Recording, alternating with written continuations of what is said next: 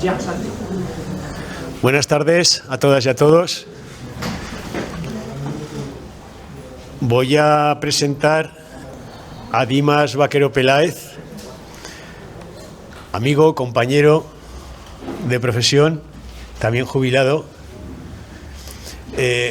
Dimas, son muchos años que nos conocemos, una persona luego con la que te puedes sentir simplemente orgulloso de conocerlo.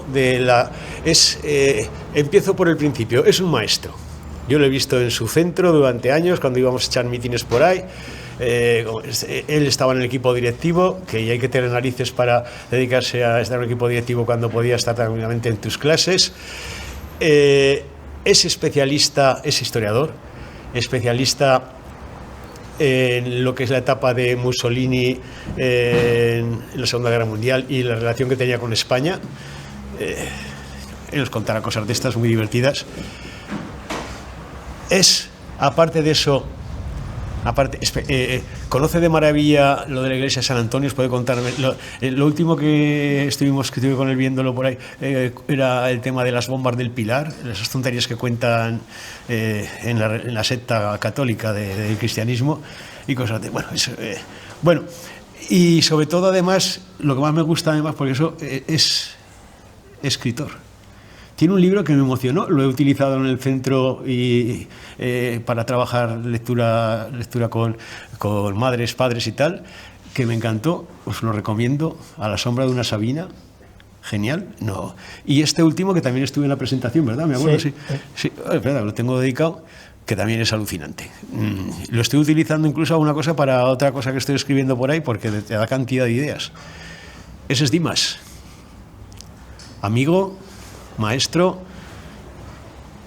historiador, un genio para mí, del que se puede aprender mucho. Os dejo con él porque lo vais a pasar muy bien.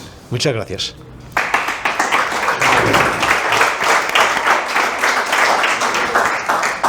Bueno, buenas tardes, muchas gracias por estar aquí.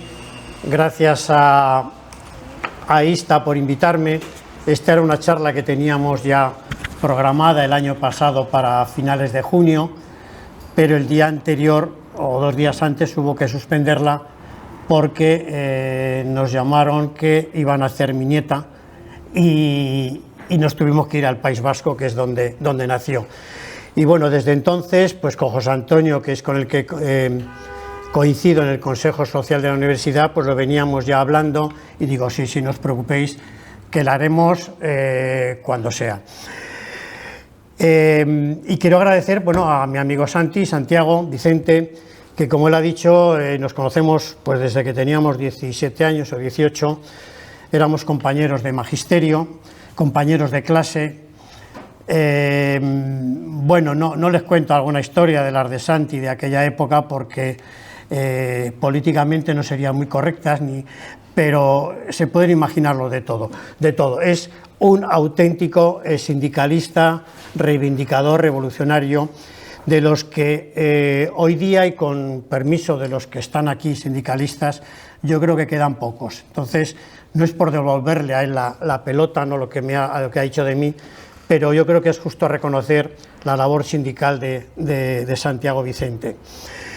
Bien, al final de la pequeña charla, porque me han dicho que 3/4 de hora y la charla es larga, pero voy a intentar ajustarme al guión que tengo aquí, porque si no, yo sé que hay temas en los que me puedo enrollar y puedo dejar cosas que a lo mejor a ustedes luego en el debate o en las preguntas que puedan hacer al final se les puede ocurrir.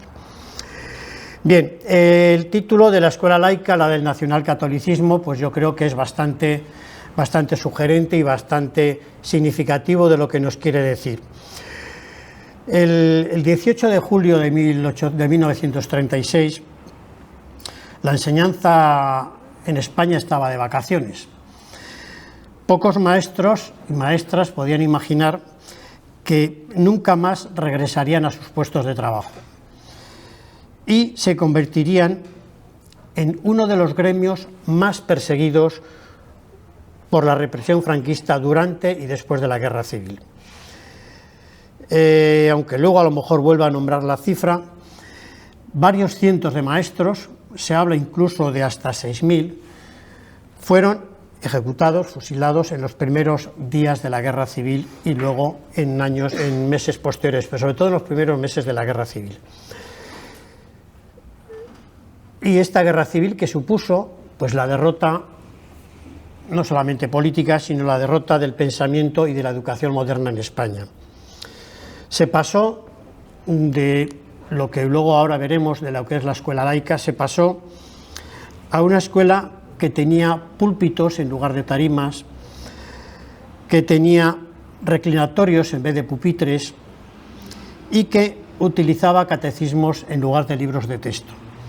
Esto parece un poco fuerte, parece un poco duro, pero yo creo que algunos o algunas de los que estamos por aquí, algunos y algunas, lo vivimos, ¿no? El resto pues sois más jóvenes, por suerte, y lo vivimos, ¿no?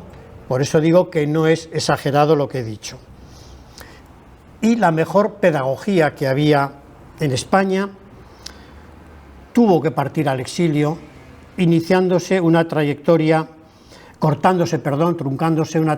que iba a ser muy prometida por lo que se había diseñado en los dos primeros años de la República. Frente a la escuela tradicional que se venía arrastrando y que luego hablaré un poquito, clasista, que estaba en manos de las jerarquías religiosas, y sobre postulados de la Institución Libre de Enseñanza, postulados krausistas, racionalistas, la Institución Libre de Enseñanza significó un gran cambio, una gran renovación de la educación que se fueron concretando en nuevas corrientes pedagógicas, como fue la escuela moderna, que se extendía ya por Europa, y más adelante pues bueno, hablaremos de otras corrientes pedagógicas que arrancan del pensamiento racionalista y del krausismo. ¿Qué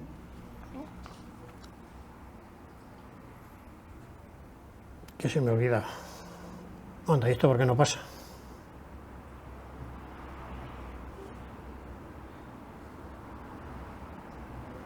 Ah, sí, perdón, estaba viendo aquí. Bien, la segada, voy a, como siempre llevo un montón de folios, pero voy a intentar abreviar porque veo que el tiempo se me va a echar encima.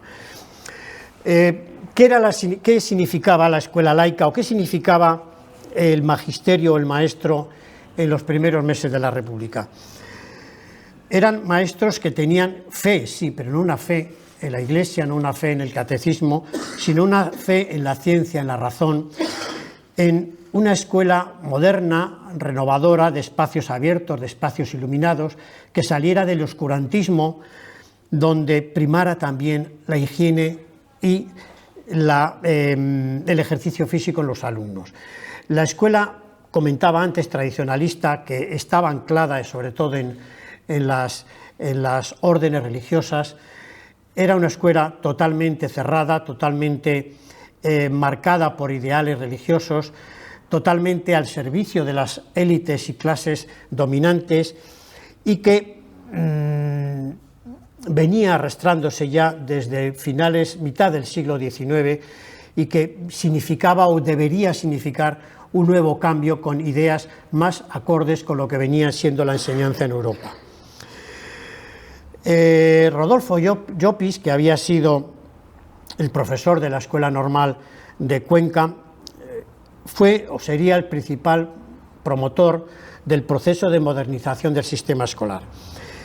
Y por nombrar a otro de los grandes personajes que que tuvieron significación en la educación de la República, Marcelino Domingo, decía que el maestro sea el alma de la escuela.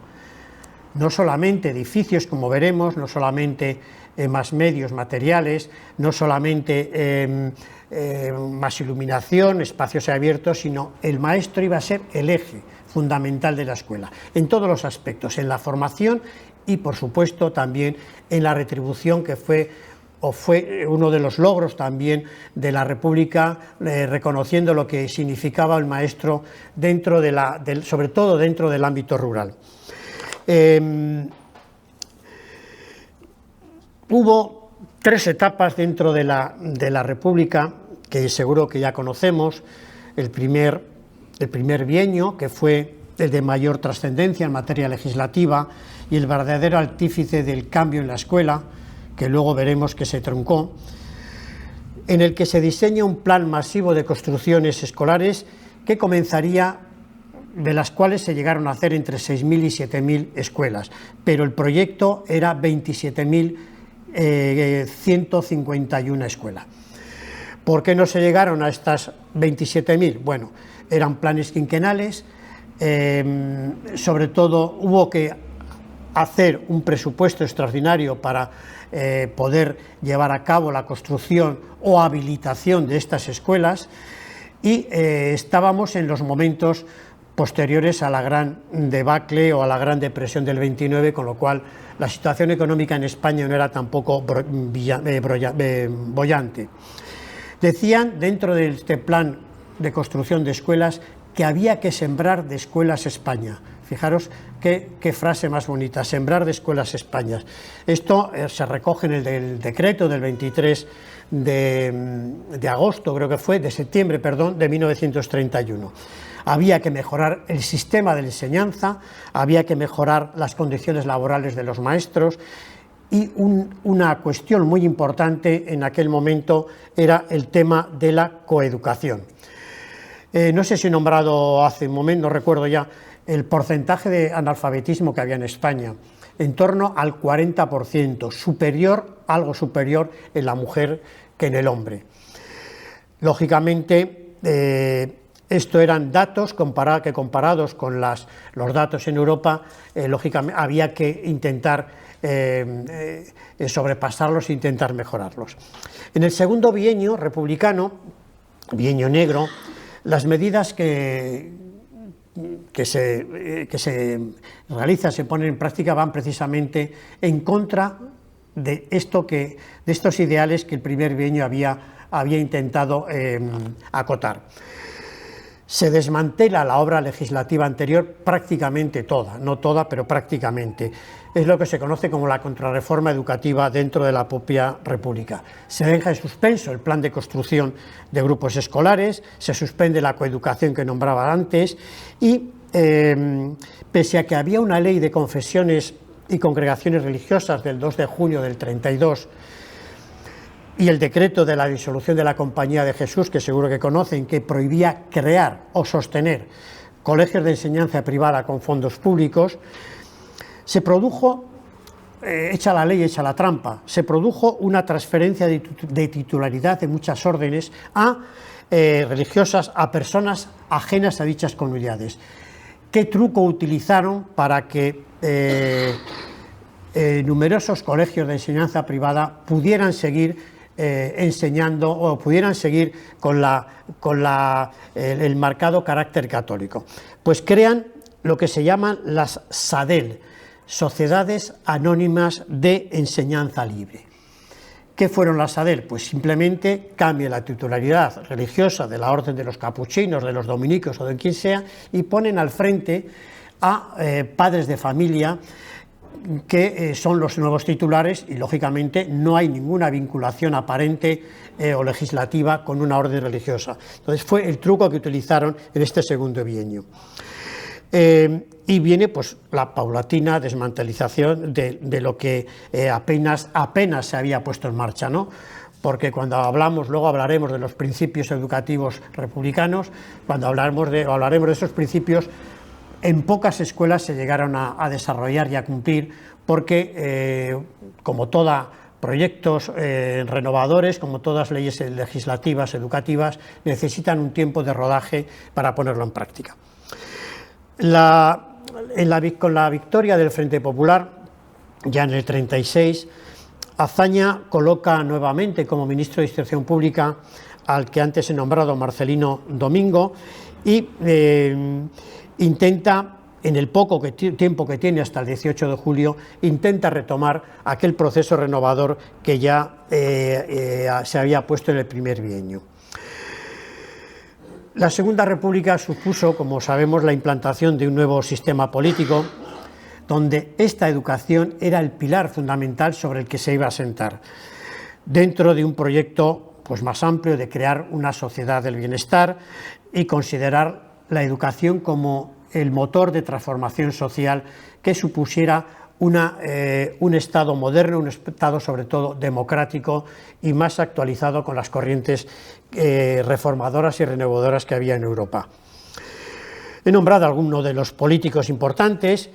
Marcelino Domingo, que como decía antes fue el que renueva las escuelas normales de magisterio, Fernando de los Ríos, que ocupará también la cartera de instrucción pública, y Rodolfo Llopis, que fue director general de primaria. Por enmarcar un poquito las leyes o los artículos de educación de la República dedicadas precisamente a la enseñanza, dentro del capítulo 2, el título Familia, Economía y Cultura, Derechos y deberes de los españoles, ahí se recogen 3 artículos que son el marco en el que se intenta encuadrar todas las reformas que vendrán posteriormente. Por ejemplo, en el 48 se establece que el servicio de cultura es una atribución del Estado. Se plantea un nuevo sistema educativo y común, la enseñanza primaria será obligatoria y gratuita, los docentes desde maestros a catedráticos, pasando por profesores de secundaria, serán funcionarios públicos, y la República tendría la obligación de facilitar el acceso a los grados de los españoles, a los grados de educación obligatoria, a los españoles que no apenas tuvieran posibilidades económicas. Por primera vez se establecía que la falta de recursos económicos en una familia no podía ser un impedimento para estudiar, algo que hoy día pues tanto se reivindica. Lógicamente ponen en práctica lo que es la libertad de cátedra, y la religión deja de ser una asignatura obligatoria. Aunque la enseñanza era laica, como comentamos, las diferentes confesiones tendrán el derecho de poder enseñar sus doctrinas respectivas, siempre y cuando fueran fuera del horario escolar. En el artículo 49 se dedica a plantear las líneas generales de la estructura educativa. No sé qué he hecho. De la estructura educativa, los diferentes grados, que luego a lo mejor comento un poquito si voy bien de tiempo. En la Ley de Instrucción Pública determinarán la edad escolar para cada grado, la duración de los periodos, el contenido de los planes pedagógicos y las condiciones en las que se podría autorizar la enseñanza en las escuelas. No me extiendo más. En el 50 habla, por ejemplo, de atender a la diversidad de lenguas en el plano educativo, aunque siempre primando el castellano. La lengua obligatoria hasta los 8 años va a ser la lengua materna, el castellano, lógicamente, donde se hable el castellano, y en el caso del catalán, donde se hable el catalán. Pero, hubo un decreto que matizaba un poquito este precepto constitucional en un sentido menos centralista. Lógicamente, la presión catalana en aquel momento pues, se dejó notar y fue evidente. Por hacer por hacer un poquito de historia de por qué la República intenta sacar de ese oscurantismo y llevar a la práctica un modelo de enseñanza obligatoria, laico, mixto, inspirado en el ideal de solidaridad humana, pues arranca, vamos a retroceder unos años, en la Constitución Canovista de 1879, que había reforzado el dominio de la Iglesia en el ámbito de la educación, favoreció la apertura de centros privados, confesionales, y la Iglesia dedicaba todos sus esfuerzos a este tipo de educación, que era la educación de las élites y de la burguesía del momento. Lógicamente quedaban muy al margen las clases sociales menos pudientes. El golpe del 23 de Primo de Rivera pues siguió más o menos, o supuso un nuevo impulso a la enseñanza católica que se venía arrastrando de tiempos pasados. Hubo consistente programa de enseñanza católica, un programa renovador dentro del tradicionalismo, que fueron las escuelas de la Ave María del Padre Manjón, pero que se extendieron por todo el territorio popular. Pero fijaros cuál era el marco, o leo una frase entrecomillada en el que se desenvolvía: el niño había de ser educado de acuerdo con su destino sobrenatural, con lo cual ya nos da una indicación de qué era lo que defendían o qué era lo que intentaban impulsar. Bueno, antes he nombrado un poquito por encima a Giner de los Ríos, lo he nombrado, y bueno, él con Gumersindo de Azcárate, Joaquín Costa, el hermano Hermenegildo Giner de los Ríos o Nicolás Salmerón, rechazan totalmente este tipo de escuela que comentaba a partir de la Constitución de 1879 o incluso del programa de instrucción pública del Marqués de Orobio, donde decretaba o limitaba o acotaba la educación a estos preceptos, sobre todo católicos religiosos. Digo que un grupo de intelectuales, entre los que estaban los que les he nombrado, Giner de los Ríos, Costa y demás, que mostraron una reacción totalmente opuesta a aquello y fueron expulsados de sus cátedras respectivas, incluso de su residencia en Madrid. Consecuencia de ello fue que Giner de los Ríos, en base o secundado por otros intelectuales, acabarían fundando la que he nombrado antes, la Institución Libre de Enseñanza, que impulsa proyectos, por no extenderme, el Museo Pedagógico Nacional, la Junta para la Ampliación de Estudios, la Residencia de Estudiantes y, por supuesto, será la base de las misiones pedagógicas, que luego comentaré un poquito por encima. Otros movimientos renovadores que protestan también contra aquella ley de 1879 de Cánovas y del Marqués de Orobio, pues la de Francisco Ferrer y Guardia, la Escuela Moderna, que no vamos a entrar en ella, la de Núñez de Arena, la Escuela Nueva, todos movimientos renovadores que intentan sacar a España de ese oscurantismo, de ese olvido y de esa miseria en el campo, sobre todo de la educación, aunque había otros campos también en los que deberían incidir.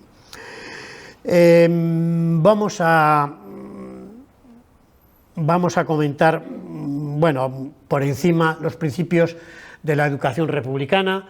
No me voy a extender, pero para que tengamos claro esos 8 principios que he elegido. Función del Estado. Antes estaba en función precisamente de las órdenes religiosas, de lo que ellos determinaran o marcaran, aunque las bases había una ley que dictaba la Constitución del 79, que vuelvo a nombrar otra vez, pero totalmente controladas por las órdenes religiosas. Una educación laica, al margen de la religión, gratuita, en la enseñanza primaria y secundaria, creativa, activa, carácter social. Vuelvo a decir que los condicionamientos sociales económicos no debían ser un obstáculo para acceder a la educación. La coeducación, que también he comentado, un sistema unitario que englobara todo el proceso, todas las etapas educativas, no solamente la primaria, y lo que comentaba antes, el profesorado, la gran importancia que se le da al maestro y a la maestra en lo que suponía la nueva escuela republicana. Propósitos, pues llenar esas escuelas con los nuevos maestros y maestras, con una formación más acorde con lo que requería la situación. Iban a ser los grandes intelectuales en los pueblos, en la zona rural, eran los encargados de de colaborar con esas misiones pedagógicas que comentaba antes, y intentaban hacer del maestro pues la persona más culta, no solamente del pueblo, sino dentro del espectro educativo, porque la formación pedagógica iba a ser fundamental y clave si se quería poner en práctica todas esas reformas democráticas que estaba llevando o que intentaba llevar a cabo la República. La única finalidad, asentar la democracia, garantizar los derechos de todos los ciudadanos y ciudadanas y, sobre todo, modernizar y sacar al país de donde estaba metido. Hablaba antes de las misiones pedagógicas. Bueno, seguro que saben ustedes todo lo que, en qué consistía, ¿no? Eran bibliotecas populares, llevar o acercar a las zonas más desfavorecidas, bibliotecas populares, organizar grupos de lectura, sesiones cinematográficas, sesiones musicales, creación de coros, orquestas, audiciones, exposiciones de arte, museos circulantes que iban con las principales obras del Museo del Prado, copias lógicamente por los diferentes pueblos, teatros, excursiones, cantinas escolares, todo eso con el apoyo de las herramientas de proyectores, gramófonos, escenarios, discos, películas, charlas, en fin, todo esto que lógicamente en los pueblos a donde llegó, en algunos de ellos todavía quedan restos de aquella presencia, sobre todo de las bibliotecas escolares. Bueno, no me quiero extender aquí porque tengo una segunda parte que serán los últimos 10 minutos, una cosa así, donde voy a poner diapositivas que un poco recuerdan o nos sirven para recordar todo esto que estoy comentando, y por eso no me quiero extender ni salirme del guión que tengo aquí. Bueno, un poco a modo de resumen, la escuela y los maestros de la República fueron el tiempo de la gran ilusión. La guerra civil y el triunfo de los sublevados supusieron para la escuela española la derrota del pensamiento y de la educación. Como comentaba antes, los mejores pedagogos que tenía en España, muchos de ellos formados en esas corrientes del racionalismo, del krausismo, de la institución libre de la enseñanza, tuvieron que partir y destrozaron no solamente la vida, sus vidas, hablo de los que salvaron la vida, de los que no, pues lógicamente no, sino también la vida de futuras generaciones que se hubieran alimentado ideológicamente, políticamente y sobre todo su educación con otros principios no marcados por lo que luego nos vino.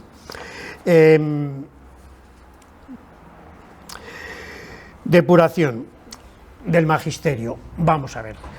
Este es un tema que a mí yo creo que a ustedes también les puede poner los pelos de punta. La depuración, como decía antes, desde los primeros momentos, sobre todo fueron militares en los primeros meses de la guerra civil los que se encargaron de esta depuración. Iban acompañados con los jefes de falange o milicianos de falange, buscando y rebuscando dónde podían encontrar un maestro o una maestra, porque, como os decía antes, era la correa de transmisión de los ideales republicanos. Pero luego hablaré más detenidamente. Si hubo una represión, para mí particularmente fue la represión de las maestras, porque el papel que desempeñan las mujeres como enseñantes fue muy perseguido, doblemente perseguido que el de los hombres. Primero, por ser mujeres y segundo, por ser maestras, o al revés, primero por ser maestras y segundo por ser mujeres. Eran mujeres, muchas de ellas, ideologizadas, sindicalizadas, territorios que hasta ese momento eran de las baronías, fueron baronías de los hombres, pero que estas mujeres modernas, estas intelectuales, estas mujeres que en algunos sitios se les llamaba las sin sombreros, formadas en corrientes europeas, en las modas europeas, con el nuevo corte de pelo, estas mujeres supusieron un gran impacto dentro de lo que era el magisterio, que eran los maestros en la escuela tradicional y con el cambio que éstas trajeron en la República. Estas mujeres pues fueron juzgadas, no sé si les iba a leer una nota de una de las comisiones de Toledo, para que vean cómo eran calificadas, no sé si lo encuentro ahora, para que vean cómo eran significadas. Bueno, sí, aquí lo tengo.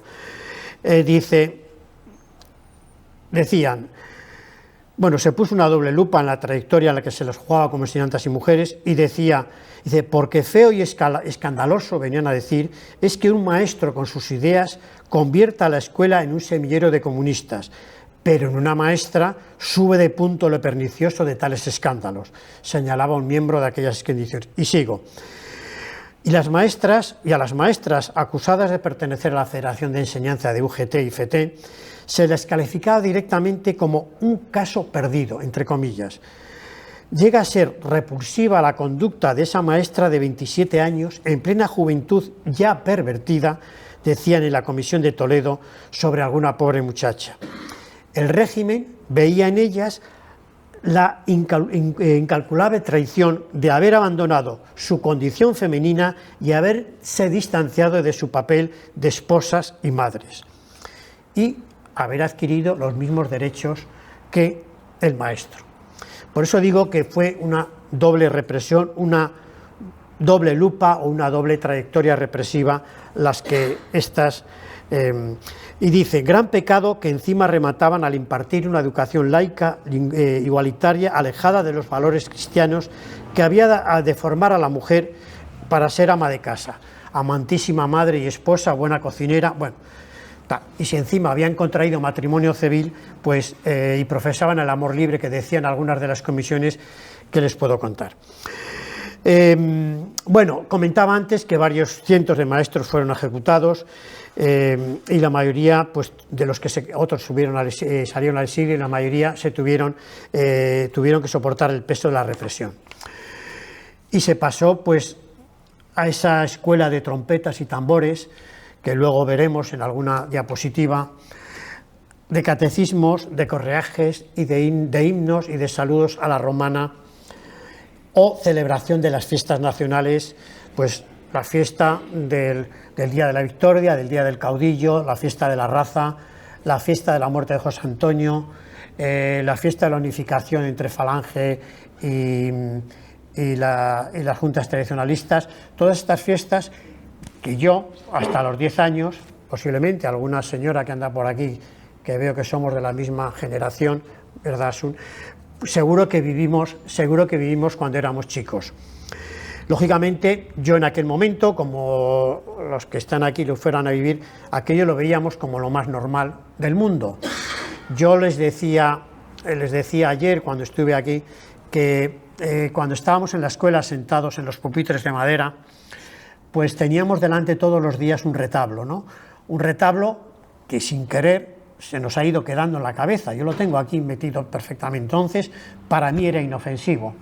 Un retablo en el que encima de la pizarra el retrato de Franco, de José Antonio, en medio del crucifijo, en mi caso la Inmaculada Concepción a la derecha, y en otros casos pues el santo del lugar, o en Zaragoza la Virgen del Pilar. Luego, si me da tiempo, les leo lo que decía un canónigo, Santiago Guayar, respecto a la presencia de la Virgen del Pilar dentro de la escuela.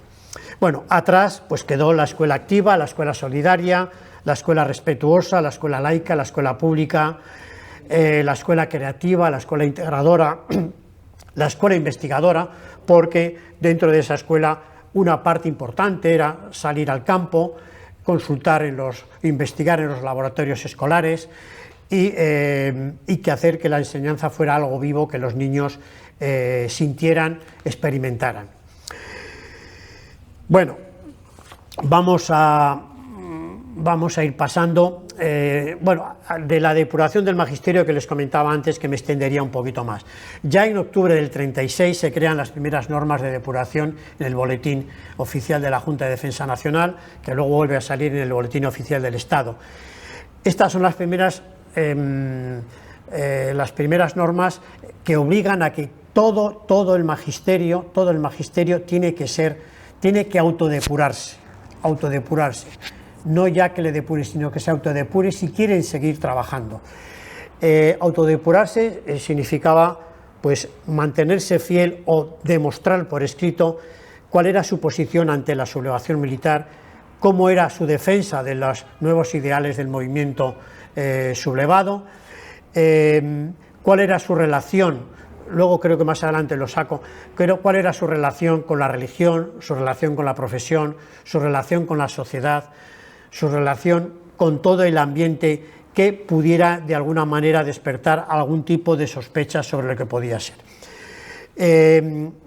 En el noviembre del 36, un poquito más adelante, se crean nuevas comisiones temporales, que luego creo que hablo de cuáles eran las fases que debían seguir. Bueno, no me voy a extender. Bueno, la primera de estas comisiones, la comisión a esas 4 que tengo ahí, afectaba al personal de las universidades, donde aquí en Zaragoza, si quieren les leo con alguna cosita, hubo un personaje que todavía tiene su calle aquí en Zaragoza y tiene todavía su retrato en la galería de rectores de la universidad, que fue Gonzalo Calamita. Tiene la calle, es la que va desde la que une lo que es la Romareda con el edificio de traumatología y consultas externas, la calle Gonzalo Calamita, rector de la universidad en aquel momento, presidente de las juntas de comisión, donde depura a cantidad de catedráticos de las facultades de química y de ciencia, me parece que eran, tengo por ahí los nombres, y que, bueno, estuvo al frente de comisiones donde no respetó para nada ni la libertad de cátedra, por supuesto, ni la ideología, implantando o imponiendo, si querían seguir el nuevo tipo de adiestramiento militar, iba a decir, ideológico. Bueno, las comisiones, la comisión B afectaba a las escuelas de arquitectura, ingeniería y escuelas de comercio. La C es la que afecta a institutos de secundaria, escuelas normales de magisterio, inspecciones de primaria y demás. Las inspecciones de primaria, no he comentado antes, el inspector tuvo un papel importantísimo en la Segunda República, y porque no era era un funcionario, pero no era el que intentaba controlar, estoy pensando en la inspección de hoy día, que para nada ayuda, bajo mi punto de vista, la labor del maestro o del docente. Para nada ayuda, es simplemente un controlador de lo que las normas que se dictan, sobre todo normas burocráticas. En aquel momento el inspector era el ayudante, el que aconsejaba pedagógicamente, el que ayudaba al maestro, el que le llevaba lo que necesitaba, y que además se le había quitado, en el segundo bienio se le suprime, no recuerdo ahora el nombre, una norma que al inspector, si molestaba en el puesto de inspección que estaba desempeñando, se le podía cambiar automáticamente de provincia, cosa que en la República aquello era inviolable. El inspector donde trabajaba no se le podía mover, porque se confiaba en que su labor iba a llegar precisamente a las escuelas y a los maestros. Una cuestión que se me ha olvidado anteriormente. Bueno, las comisiones, volviendo a las comisiones de depuración, bueno, la D es la del cargada del magisterio. Estaban compuestas por un director de instituto secundaria, el inspector de educación de primaria, imaginamos cuál es la ideología, el presidente de la asociación de padres de familia de local, y otros 2 individuos, decía, entre comillas, de máxima solvencia moral y técnica. Estos individuos eran, lógicamente, gente de Falange, de las JONS o de partidos tradicionalistas. La finalidad de las comisiones, pues puramente punitiva y puramente preventiva, para prevenir lo que pudiera entrar en la escuela y castigar aquello que había entrado o aquellos que habían difundido ideas republicanas. Bueno, vamos a pasar. Bueno, cargos, esto es muy curioso, cargos contra los maestros sancionados en estas comisiones de depuración.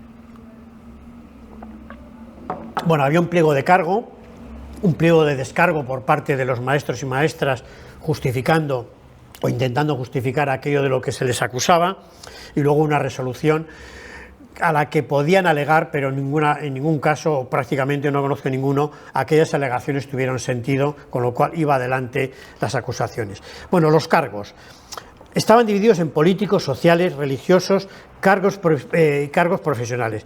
Algunos de los cargos políticos que venían registradas en esas comisiones de depuración. Yo he visto bastantes expedientes, en concreto uno que es el de la abuela de mi mujer, que fue una maestra republicana represaliada, durísimo, ¿verdad? Mi mujer porque es maestra, pero si le lee otra persona de la familia, no la ha leído nadie más, si le lee otra persona de la familia dirá, es que esta mujer, esta era un diablo, esta era una... Bueno, algunos cargos.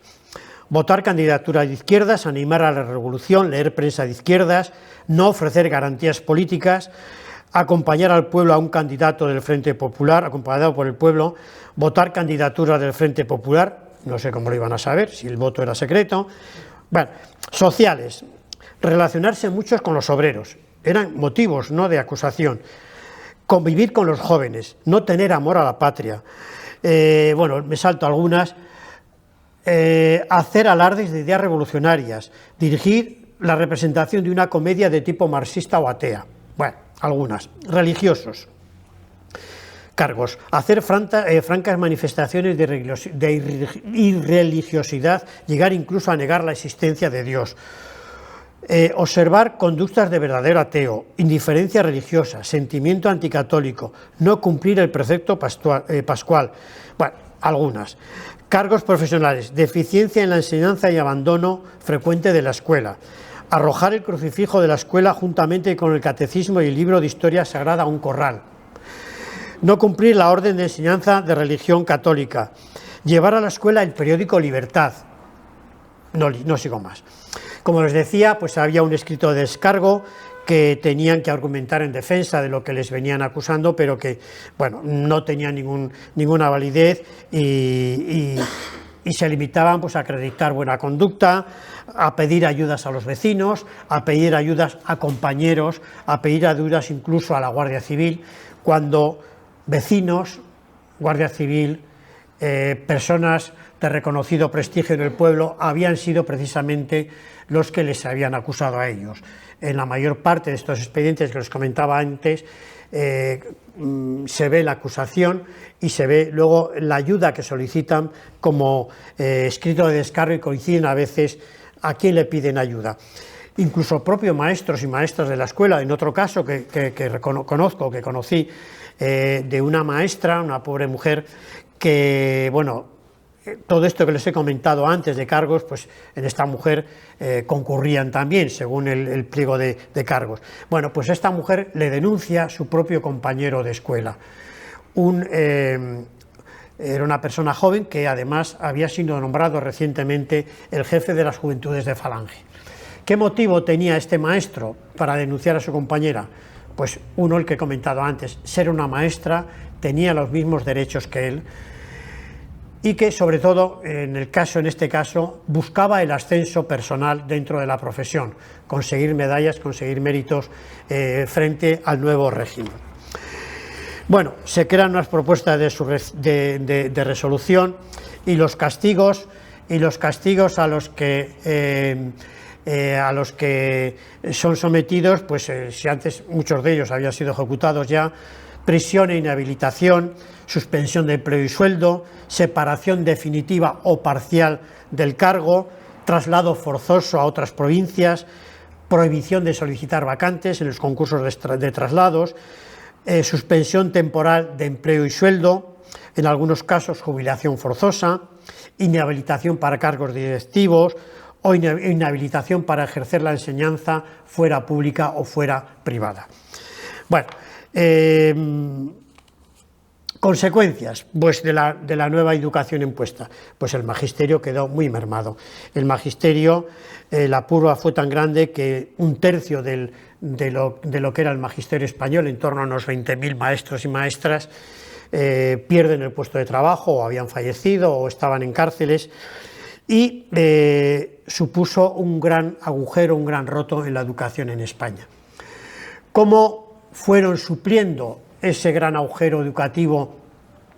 Pues en primer lugar, pues con la habilitación de plazas para soldados, sobre todo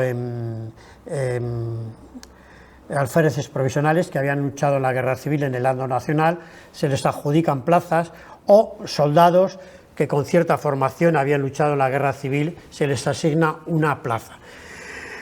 Se crean, creo que fue en el año 40, se crean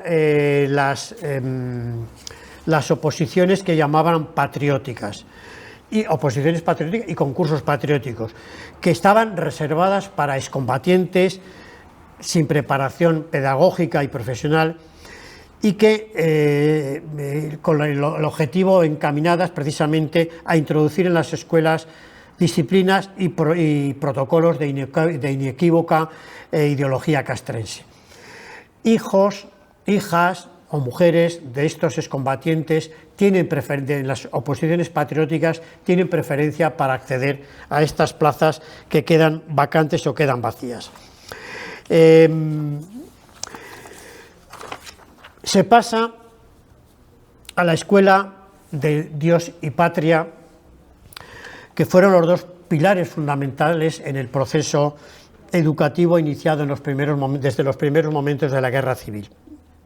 El nacionalcatolicismo hizo exaltación de la nación y no solamente se quedó en ritos de guerra y de victoria, que dice la historiadora italiana Giuliana De Febo en un libro interesantísimo sobre los rituales que se llevan a cabo en iglesias, en colegios y demás, sino que se sirve de la iglesia, de la escuela, y de la iglesia también, como instrumento para la integración nacional y la transmisión de valores y símbolos de su política.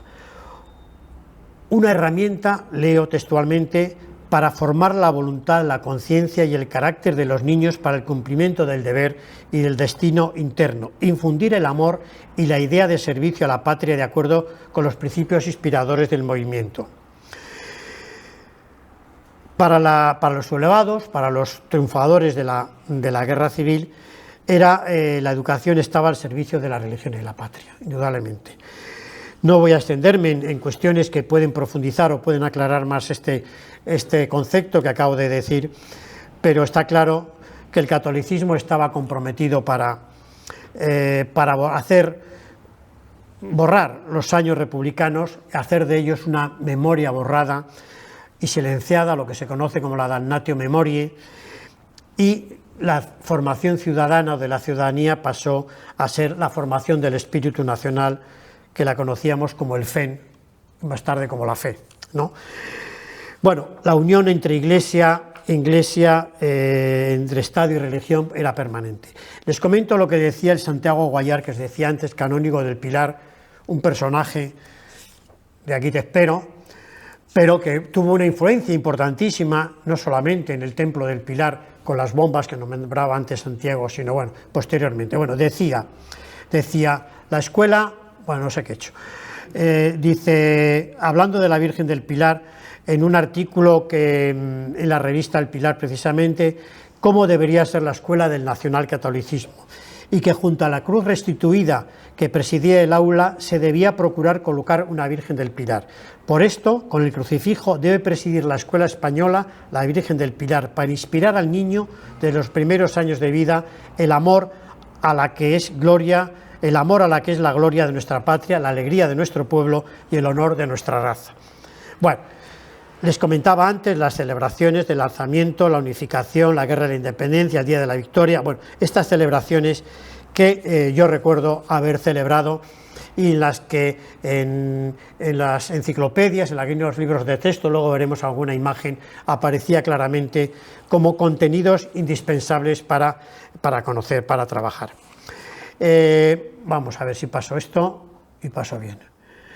Bueno, un poquito la ruptura, lo que les he comentado, la ruptura con la época anterior, de las instituciones, de las teorías de la institución de libre enseñanza, la Escuela Nacional Católica, caracterizada por ese integrismo, el punto de vista religioso, autoritario, jerárquico, patriota. Una escuela que debía estar de acuerdo con la moral y el espíritu y el dogma católico, la enseñanza de la religión en todas las escuelas era obligatorio, la politización, en fin. No voy a entrar en esto, bueno, lo leemos un poquito, pero hubo una serie luego de leyes, de normativas, de reformas. La primera, la reforma de la enseñanza media del 20 de septiembre del 38, que pretende regular el nivel educativo pero encaminado sobre todo a las élites del país, porque no garantizaba esa escuela gratuita que decíamos anteriormente. Otra ley en junio del 43 de ordenación de la universidad, una tercera ley en julio del 45 sobre enseñanza primaria, una ley de formación profesional que, bueno, irán poco a poco reformándose y adaptando. Sí que es cierto que a partir de los años 50 hay una ligera apertura en el mundo de la enseñanza. España se empieza a abrir paulatinamente al exterior con los acuerdos con el Vaticano, con los acuerdos llevados a cabo con Estados Unidos, donde el ministro Joaquín Rius Jiménez pues tuvo una labor importante para lo que era aquellos años, y que a pesar de que persistía la confesionalidad y el predominio de la Iglesia, ¿no? Pero bueno, va remitiendo ese patriotismo, esa escuela de Dios y patria que comentaba anteriormente. Hay otras, sacan unas leyes que no vamos a entrar ahora, la ley de enseñanza media del 53, la de las construcciones escolares, en fin, bueno, un poquito todo amparando esa apertura que comentaba anteriormente. Bueno, hay más cosas que comentar, pero veo que el tiempo se me está echando encima, y vamos a ver un poco pues estas imágenes que apoyan lo que estaba comentando anteriormente y completan esa semana de las misiones pedagógicas. Y tenemos imágenes del coro y el teatro que llegaba al pueblo, las camionetas llevando las reproducciones de los cuadros del Prado. Bueno, esta foto está repetida, pero cómo llegaban a las zonas más difíciles de acceder, intentando llevar la cultura, hacer algo popular, que la cultura fuera popular, donde no conocían pues composiciones musicales, donde no conocían el cine, donde no conocían las obras del teatro, donde no llegaba la literatura. Las voy pasando muy por encima. Bueno, el Teatro de la Barraca de García Lorca, los voy comentando un poquito por encima. El Teatro Universitario. Bueno, no he comentado antes, bueno, lo he pasado por encima, esos grandes edificios que la República diseña, de los cuales muy pocos llegaron a llevarse a efecto, a pesar de las 5.000 escuelas que les decía antes. Muchas de ellas eran rehabilitaciones de edificios o habilitaciones, pero bueno, quedan ejemplos de esas grandes construcciones de la época de la República. Hay algunas que nos pueden llevar a error, a engaño. Estoy pensando ahora en la del Joaquín Costa, que lo tenemos aquí cerca, es anterior, es de la época de la dictadura de Primo de Rivera, ¿no? Algunas, le digo, que se inician en la época de Primo de Rivera, se inauguran entonces, pero las que vienen posteriormente se adaptan a todos esos principios que comentaba anteriormente. Bueno, estas son algunas de esos tipos de escuela que les comentaba. Bueno, la escuela activa. Bueno, imágenes de los maestros. Bueno, esta imagen que vamos a ver ahora es precisamente esa escuela que disfrutaba del aire libre, que disfrutaba de la naturaleza, que estudiaba las ciencias naturales precisamente en el campo, en contacto con los animales, con las plantas, y que, bueno, pues hacía salir de la oscuridad de las aulas a los niños y trabajar con ellos al aire libre. Bueno, son algunas de estas imágenes de la escuela, y aquí un poquito pues la contraposición entre lo que suponía o cómo lo veían, en este caso un alumno republicano, cómo veía lo que era la escuela de los señoritos que decía, y la escuela de los camaradas, ¿no? La escuela de los señoritos, pues en torno al café, el buen vivir, la buena presencia. La escuela de los camaradas, pues basada en el estudio, en el cultivo de la tierra, donde el esfuerzo y el trabajo debían ser reconocidos. Bueno, esta es una imagen muy curiosa, así dice el traidor Franco. Bueno, es una imagen de un niño, no sé, por ahí si pone la escuela a la que pertenecía, pero bueno, me parecía bastante curiosa. Y la Escuela Nacional Patriótica, que comentaba antes, como en muchas escuelas se colocan estas pancartas, estos carteles, y los niños, escuelas o no escuelas, al pasar por allí tenían que parar y hacer el saludo a la romana, ¿no? O al entrar, con el maestro por las mañanas cantando el Cara al Sol y en brazo en alto recordar pues el Dios y patria que les comentaba antes. Un maestro, pues junto a los escudos que en casi todos los pueblos recordarán, estaba a la entrada del pueblo el escudo de Falange, desaparecieron, ¿no?, ya hace muchos años, pero bueno, el maestro con sus niños. Bueno, esta es una caricatura de lo que la escuela tradicional intentaba inculcar en las cabezas de los niños, ¿no?, a través de ese embudo meterle precisamente su ideología. Bien, y pues lo que yo les decía antes de ese retablo que yo tengo en la cabeza grabado, ¿no?, pues muy parecido a este, ¿no?, muy parecido a este, ¿no? Yo creo que algunos de ustedes o alguna de ustedes lo viviría y que estaba permanentemente ahí y que parecía que no nos influía, pero iba calando, ¿no? Bueno, en las enciclopedias, si alguno de ustedes llevó la enciclopedia Álvarez o el Florido Pensil o alguna de estas, bueno, ahí pueden leer lo que se ponía, por ejemplo, sobre Franco, ¿no? Pues leo, ¿no? Dice: ha sabido mandar muy bien, lo mismo en la guerra que después de la guerra, se reconstruyeron iglesias, tal, en fin. Bueno, el dibujo que aparecía en esas enciclopedias, España antes del 36, la imagen, ¿no?, de los separatismos, asesinatos, la amenaza del comunismo que venía ahí, y bueno, eso pues en muchas enciclopedias, yo conservo alguna de ellas, pues aparecía ahí. Y el papel de la mujer, ¿no? Dice aquí por el imperio hacia Dios, ¿no? El imperio hacia Dios, bueno, la labor, la costura, no sé cómo se llamaba la asignatura esa que tenían las chicas en la escuela, pero y luego, no sé si alguno de ustedes, yo recuerdo, trabajó con los cuadernos de rotación. ¿Sabes lo que era eso, Asun? ¿No sabéis lo que era eso? Sí, era un cuaderno que tenía el maestro y que cada día, bueno, si era un día o cada 3 días, iba rotando de un alumno a alumno, y en él tenían que dibujar con un rótulo, con un dibujo, algunas de estas textos que aparecían en las enciclopedias, sobre todo el Día de la Patria, el Día de la Victoria. Entonces tenía que poner el título, el dibujo, por ejemplo, de José Antonio, que vamos a ver ahora, por ejemplo, un dibujo, ¿no?, de Franco, de José Antonio, y escribir el texto que aparecía en la enciclopedia. Se llamaban cuadernos de rotación porque iban rotando durante el curso, y al final del curso era lógicamente el compendio de lo más importante que se había trabajado en la escuela. Bueno, un día en la escuela ahí tienen, se cantaba el himno nacional, el himno español, perdón, bueno, se sentaban, escuchaban la lección que era recibida al profesor, contaban libros, pizarras, en fin, etc.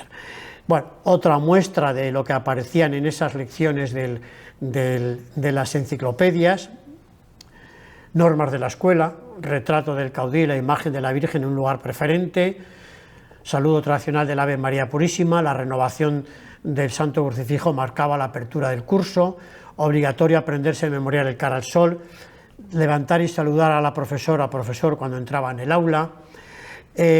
En algunas escuelas, yo en mi pueblo era el cura, pero en algunas escuelas sé que se hacía también, cuando se encontraban con el maestro por la plaza del pueblo, le tenían que decir Ave María Purísima.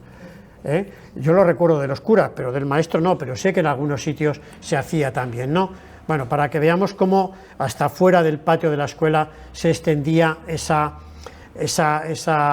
idea de la España del nacionalcatolicismo. Bueno, dice: a la vez que se llevaban a cabo esta reforma de educación, publicación de la propaganda política en la que se saltaban los nuevos valores. Se intentaba motivar a los alumnos con actividades escolares que adquirieran valor patriótico, sentimientos de exaltación de la nueva patria y demás. Bueno, aquí ven el rodillo, ¿no?, que intenta arrasar pues con todo lo que consideraban los males de la patria. El rito nacional, esta es una de las enciclopedias Álvarez que les decía antes, me parece que era la del primer nivel, donde el Pelayo, el Cid Campeador, la famosa Reconquista, y saludo del brazo en alto, la bandera, el himno, bueno, algunas de estas cuestiones que he nombrado un poquito por encima, los cánticos del Cara al Sol, del Oriamendi, el cántico del Partido Tradicionalista, el himno a la Legión, bueno, etcétera. Bueno, el Florido Poensil, que les he comentado antes, que algunos seguro que lo llevaron. Hay una parte que no he hablado, que es la de los castigos, la de la letra con la sangre entra, los duros castigos a los que recurrían los maestros, a veces los curas también, de las orejas de burro, las rodillas, con los garbanzos debajo de las rodillas, los capones. Yo recuerdo un maestro con un anillo, un sello, metía unos sellazos de la leche. Bueno, estos castigos que, por ejemplo, del niño con los brazos en cruz y los libros ahí, aguantando los libros. Los desfiles, la gimnasia, totalmente gimnasia sueca, militar, como vemos aquí también, totalmente gimnasia militar. El rezo a la entrada. Bueno, esta imagen, más que de la escuela, es de la OGE, ¿no? La que algunos que estuvieron en la OGE se acordarán de ella, ¿verdad? Acordarán de ella. Bueno, tenía sus partes muy positivas, no hay que dudar, pero bueno, el fondo político ya sabemos cuál era. Bien, los colegios internados, en los internados también. Bueno, sobre la familia, que tampoco he hablado, ¿no? El concepto de familia que tenían. Dice aquí, por ejemplo, toda agrupación para conseguir sus fines necesita un jefe. El jefe de la familia es el padre, y como tal trabaja y manda. O sea, que los demás a callar, ¿no? Bueno, esta imagen yo la recuerdo perfectamente, ¿no? De esas enciclopedias que les decía antes. Bueno, este era un certificado que exigían, que tenían que rellenar los que aspiraban a la entrada al magisterio. Las mujeres luego tenían que hacer el servicio social, los hombres, yo no llegué a eso, unos campamentos militares durante 2 o 3 años en los que les adoctrinaban o les imbuían de esta ideología.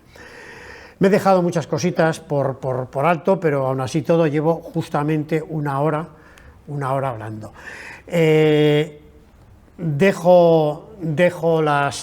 Os dejo la palabra por si queréis hacer alguna pregunta, alguna cuestión que haya quedado en el aire o que yo no haya querido o no haya tocado, vamos.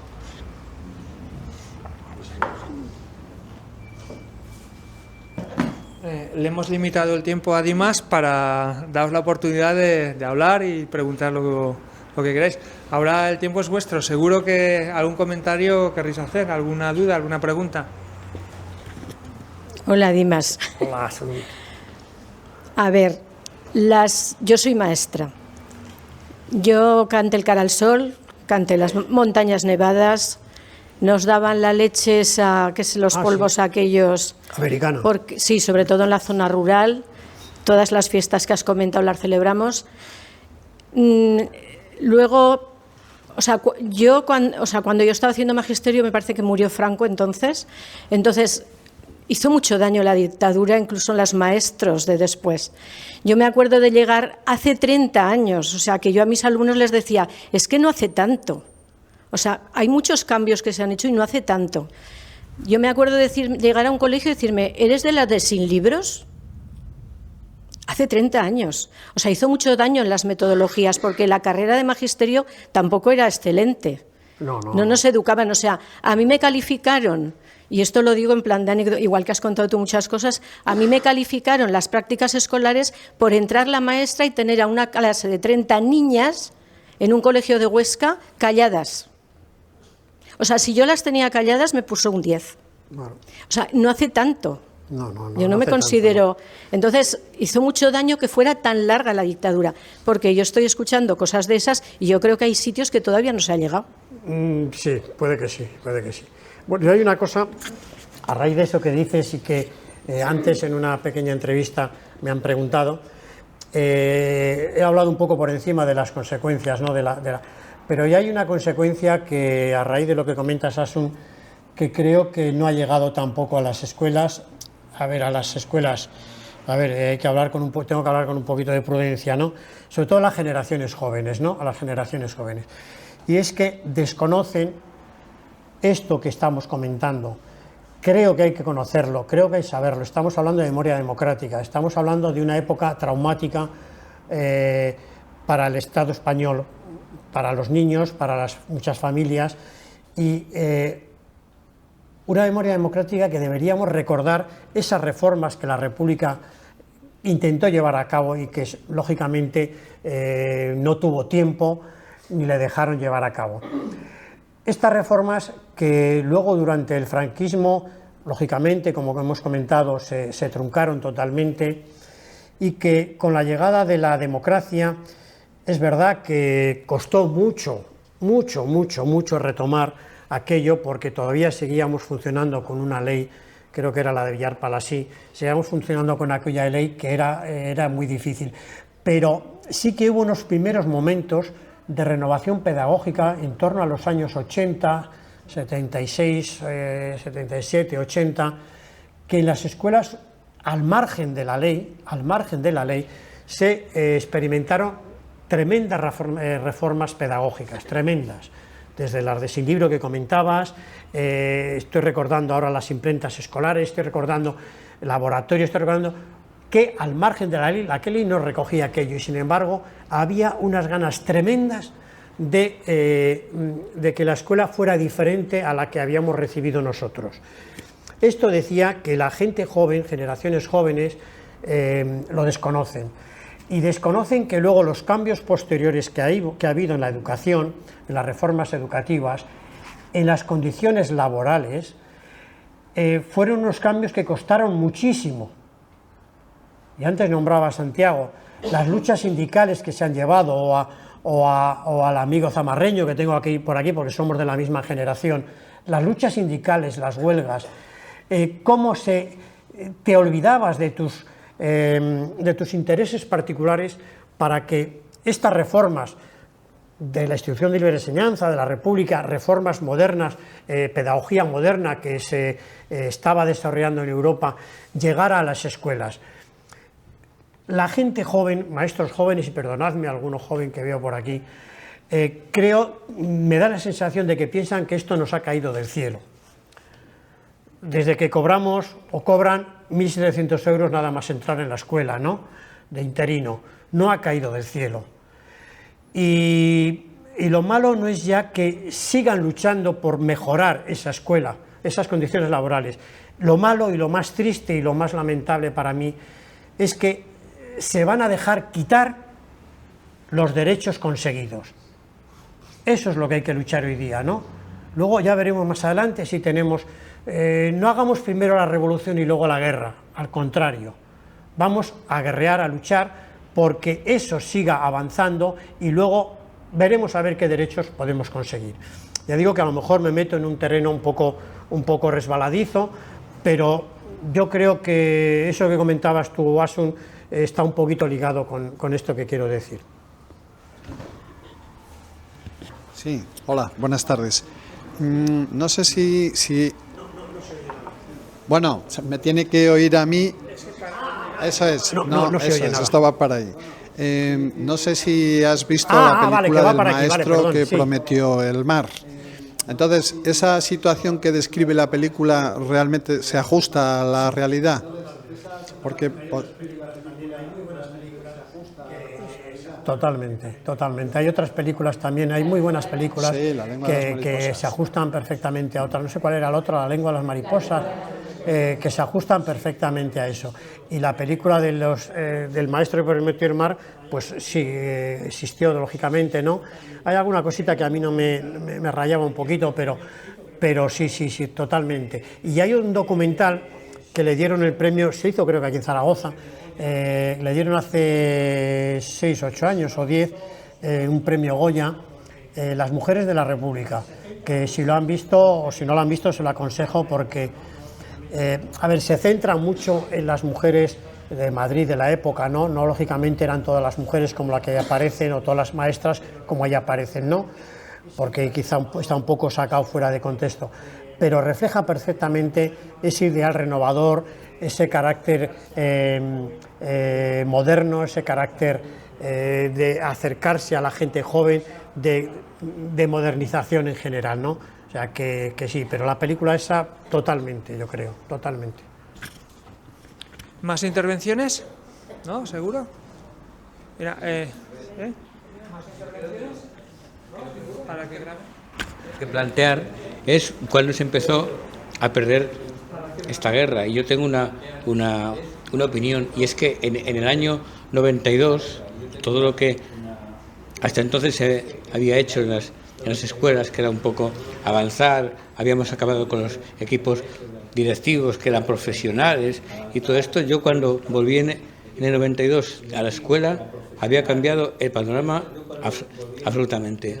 Llegó el PSOE, y voy a hablar muy claro, acabó con los Freinet, con los Freire, con todos estos movimientos, empezaron con la innovación, y yo creo que ahí es cuando, vamos, mi opinión es que es cuando empezamos a perder esta guerra ya.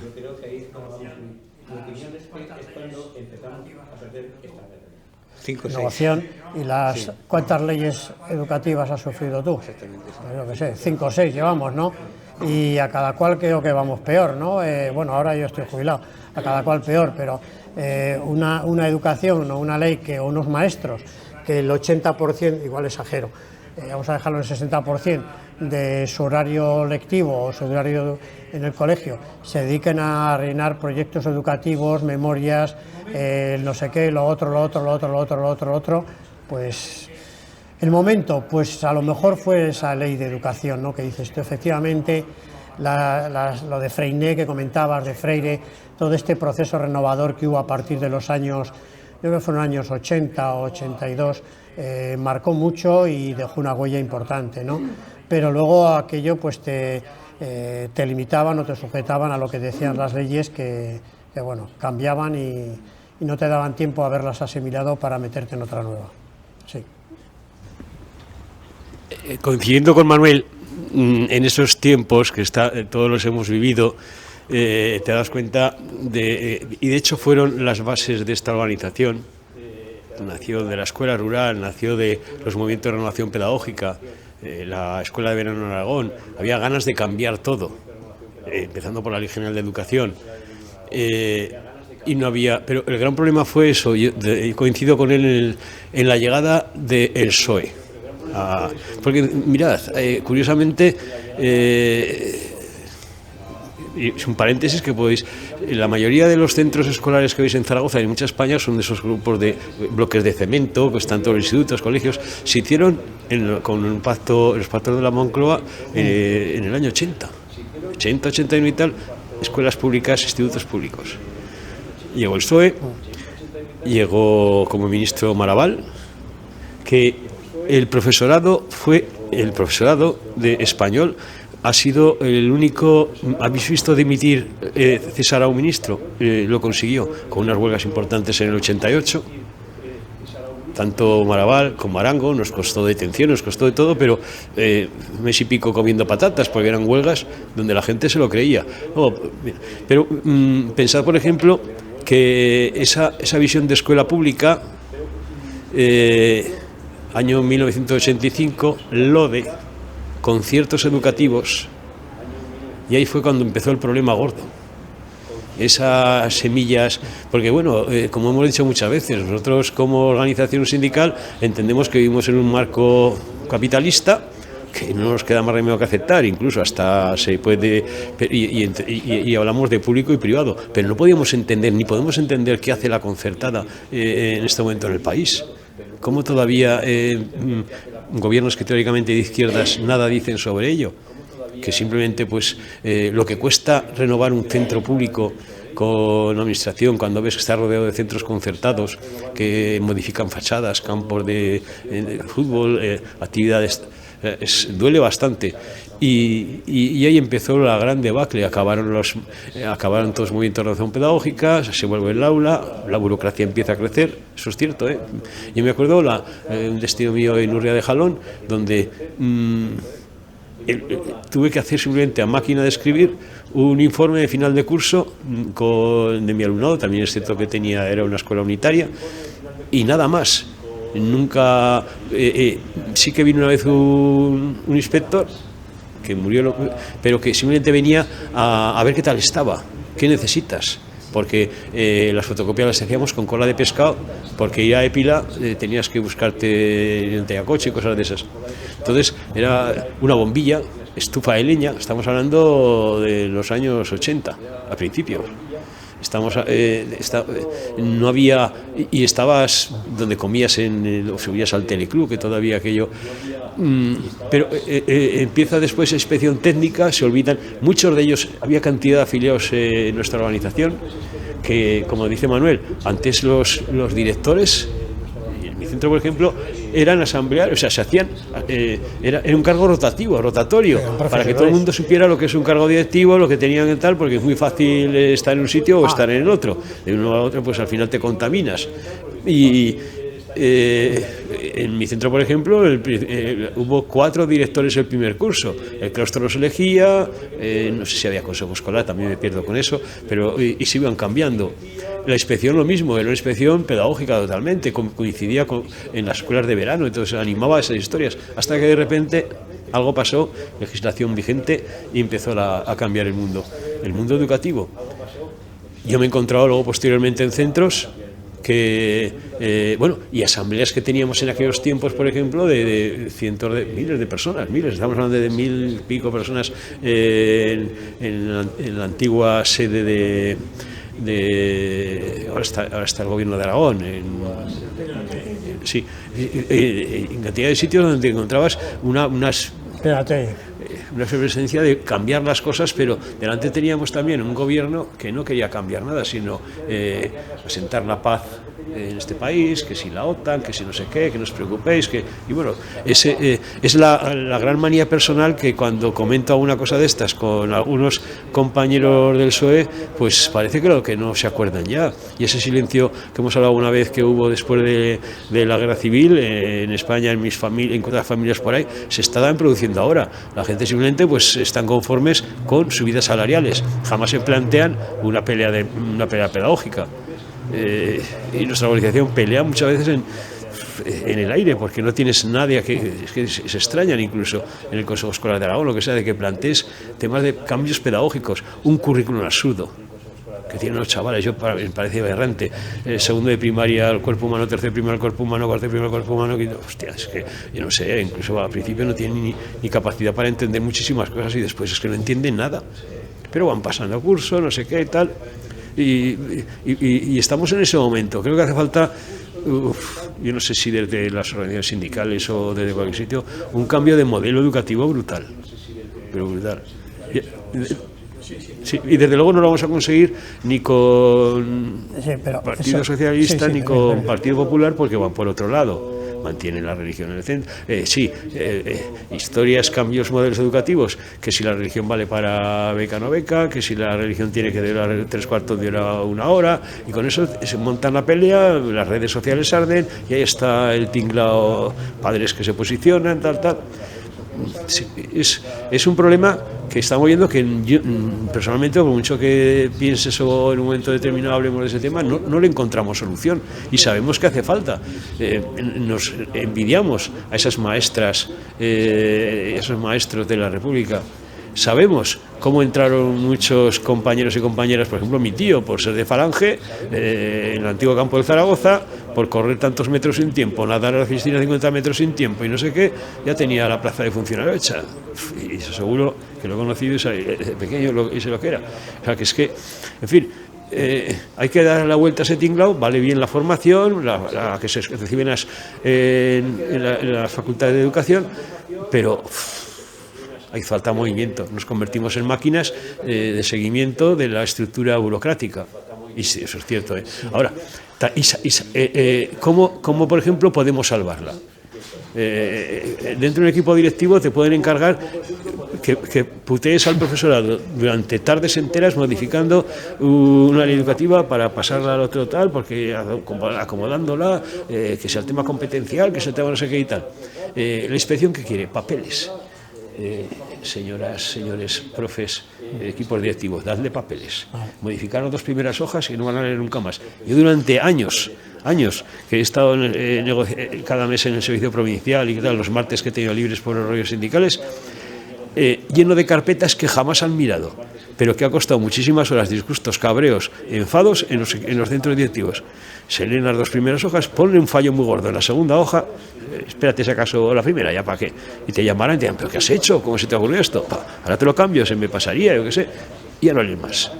¿Para qué preocuparse? ¿Para qué? Y dedicarle a modificar. Se hace también en muchos centros, se buscan salidas, pero me preocupa que esto no sea una cosa común, sino de centros aislados, se pelea, se buscan la vida, que se preocupan por modificar comedores escolares, por modificar espacios, por traer... Pero, y otro problema gordo, las empresas están metidas en los coles en este momento hasta desde empresas de informática, de libros, de comidas, bien pagadas por multinacionales, de SNE, mineras, eso está en las escuelas y nadie lo vive eso, hasta y mucho menos desde el aula, si no tienes entender. Sí, perdonad. Vale. Santi, como veis, sigue sindicalista. No, Santi, como veis, sigue sindicalista a tope, igual que Manuel. Dime, Manuel. Lo que planteo mal es que hemos hecho mal para que ahora estemos así, porque somos de una generación. Y mi impresión es que a partir del año 92, dejamos de hablar en las escuelas de lo que era pedagogía y todas estas cosas, porque llegaron los CPRs o los centros estos de profesores. A mí me castigaron y me enviaron a uno, y nuestra función era repartir hojas que había que rellenar por todos los sitios, y todo el mundo según iba pegando, y yo creo que ahí nuestra generación ha hecho cosas mal, porque no hemos transmitido esa necesidad de hablar de Freire, de Freinet, de un montón de ellos.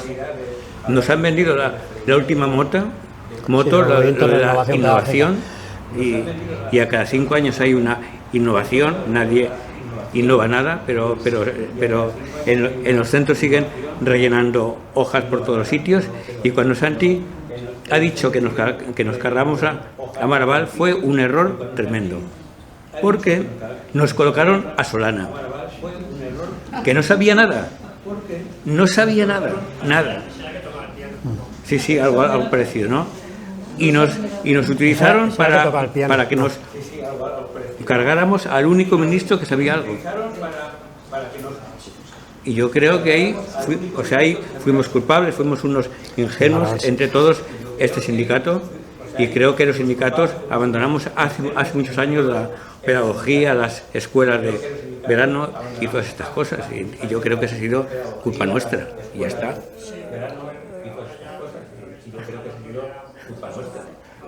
Sí, pero a ver, ahora ya, estamos hablando ya un poquito a toro pasado, ¿no? Yo creo que forma parte un poco de todo el contexto de la sociedad, ¿no? Hablamos de la educación, pero hablamos también de la sanidad, por ejemplo, ¿no? De cómo se refuerzan con partidas económicas clínicas privadas, hospitales privados, y resulta que hospitales públicos en algunos sitios están cayendo ayer oía que en Madrid la universidad pública era la menos infradotada de España en nivel de alumno. Pues lo mismo con la sanidad en Madrid, por ejemplo, o en otros lugares, ¿no? Es ir degradando poco a poco, cortándote el grifo, y al contrario, como esto está muy mal, me paso al otro lado porque está mejor, ¿no? Y con la educación, pues sí, a lo mejor lo que comentabas de Maraval y Marchesi, no recuerdo ahora, eran lógicamente pedagogos, y bueno, pues entraron ya otras cuestiones económicas por el medio, escuelas concertadas, el apoyo de la patronal religiosa, y aquello pues parecía que iba a ser el final del mundo, ¿no? La hecatombe. Y pasó, ya no podemos reaccionar. Ahora reaccionar, yo pienso que es mentalizar a la gente de que hay que mantener lo que se tiene ahora, y más adelante segunda parte por la mejora, yo creo. A ver, yo quiero poner en valor el trabajo de los maestros a partir del 90, o sea, a partir de los años 90, que nos hemos movido fuera de la ley. O sea, que nos ha dado exactamente igual las leyes. ¿Vale? O sea, que el equipo directivo ha cogido y ha dicho, vale, nosotros nos encargamos de los... Vosotros seguir con el proyecto, vamos a seguir con los proyectos, sobre todo en la zona rural. O sea, en las zonas rurales han hecho proyectos muy buenos que los hemos distribuido a muchos sitios, proyectos de convivencia. La tristeza es que ahora vas a esos centros, o sea, yo hace 8 años que me he jubilado y han desaparecido muchos de esos proyectos. Entonces sí que, ¿por qué? Porque han ganado los papeles y todo eso, pero ha habido muchos años que hemos funcionado, nos han dado igual las leyes, hemos seguido funcionando, pues proyectos de convivencia, proyectos de laboratorios, de un montón de cosas, y nos ha dado igual las leyes, sin embargo ahora se han perdido. O sea, sí que es verdad que no hemos sabido transmitir, no sé dónde ha estado el fallo. Porque ahora no hemos sabido. Una cosa, Dimas, antes has puesto algo sobre la separación de niños y niñas. No me quedó muy claro cuándo se produce, porque no se produce, y la enseñanza bilingüe en esa época. Sí. El primer bienio republicano, la enseñanza era mixta. Segundo bienio vuelve a la separación, a la no coeducación, sobre todo en primaria. No lo he leído, hay una frase muy buena de por qué separaban a los chicos de las chicas en plena pubertad, el peligro, el riesgo que había, bueno, y otras cosas más. Y luego, lógicamente, durante el franquismo, chicos por un lado, chicas por otro, la coeducación que comentaba antes desaparece totalmente. ¿Y la otra cuestión que me has dicho, la?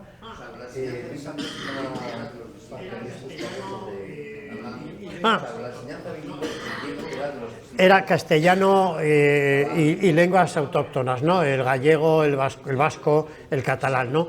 Donde, como comentaba, no sé si fue en noviembre, diciembre del 36, se crea un nuevo decreto un poco para conformar la presión catalana, porque hasta los 8, o sea, para que tuviera más peso, digamos, la lengua autóctona que la castellana, ¿no? Pero bueno, se consideraba bilingüe ese tipo de lengua, ¿no? Las autóctonas del Estado. Bueno, si os parece, vamos a dar ya por cerrada la conferencia.